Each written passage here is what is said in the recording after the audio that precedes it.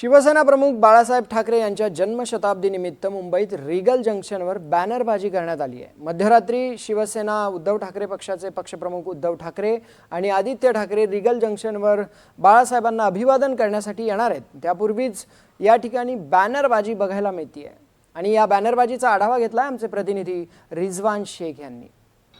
हिंदू हृदय सम्राट बाळासाहेब ठाकरे यांची 100वी जन्मशताब्दी जयंती मोठ्या प्रमाणात मुंबईमध्ये मनवली जाणार आहे। सध्या मी मुंबई येथील रिगल जंक्शन या ठिकाणी उपस्थित। आपण जर पाहिलं तर समोरच आपण जर पाहतो बाळासाहेब ठाकरे यांचा मोठा स्मारक जो आहे तो या ठिकाणी उभारण्यात आलेला आहे आणि स्वतः फुलाची मोठ्या प्रमाणात सजावट जी आहे ती या ठिकाणी करण्यात देखील आलेली आहे।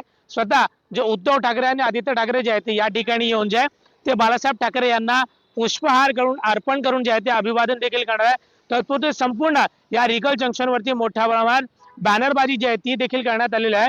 विशेषतः राज्याचे उपमुख्यमंत्री एकनाथ शिंदे यांच्या शिवसेना पक्षाच्या माध्यमातून जी आहे ती या ठिकाणी बॅनरबाजी करण्यात आली। तर दुसऱ्या ठिकाणी आपण जर पाहिलं तर उद्धव ठाकरे यांच्या पक्षाच्या माध्यमातून देखील मोठ्या प्रमाणात बॅनरबाजी जी आहे ती या संपूर्ण रिगल जंक्शन वरती करण्यात आलेली आहे। त्यामुळे कुठेतरी या रिगल जंक्शन वरती मोठ्या प्रमाणात बॅनर वॉर जो आहे तो आपल्याला बघायला भेटत आहे। 11:30 वाजता उद्धव ठाकरे स्वतः जे आहे ते या ठिकाणी येणार आहे आदित्य ठाकरे बरोबर आणि बाळासाहेब ठाकरे यांची 100वी जन्मशताब्दी निमित्ताने मध्यरात्री जे आहे ते या ठिकाणी अभिवादन देखील करणार आहे।